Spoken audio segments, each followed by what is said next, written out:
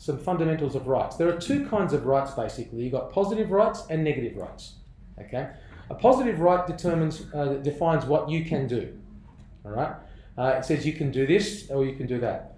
A negative right talks about what can be done to you. And anti-discrimination laws are an example of negative rights. They talk about what can't be done to you.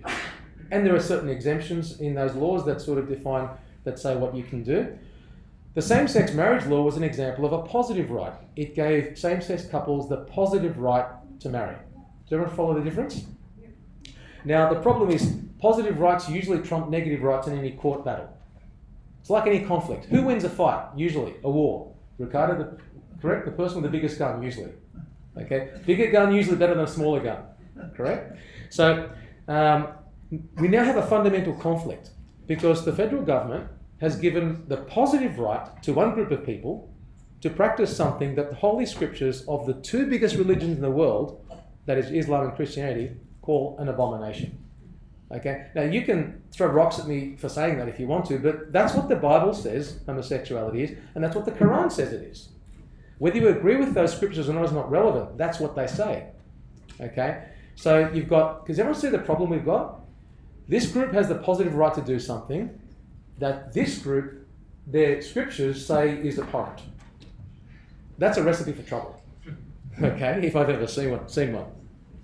Now, I know that there might be some, you might say, oh yeah, aren't there scholars that say that the Bible doesn't condemn homosexuality? No, they're in the minority. None of the serious Christian or Muslim scholars will say anything other than, I'm sorry, but the Quran and the Bible do not support it.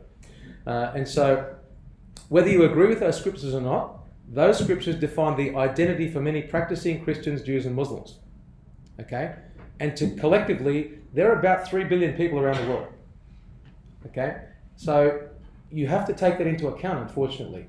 And if 70% of Australia is still religious, according to the census, okay, and 50% of the country is still Christian, according to the census, you're going to ignore the rights and the identity of half the country. You're asking for trouble. Now, why I give you that is hopefully you don't see any surprise then as to why so many Christians and Muslims actually funded Israel Folau's fees. I know that one Shia community in Sydney, they gave $80,000 to his campaign. Why is that? Because they see that they could be, that there, but for the grace of whoever they believe in, could be them. Does everyone follow that?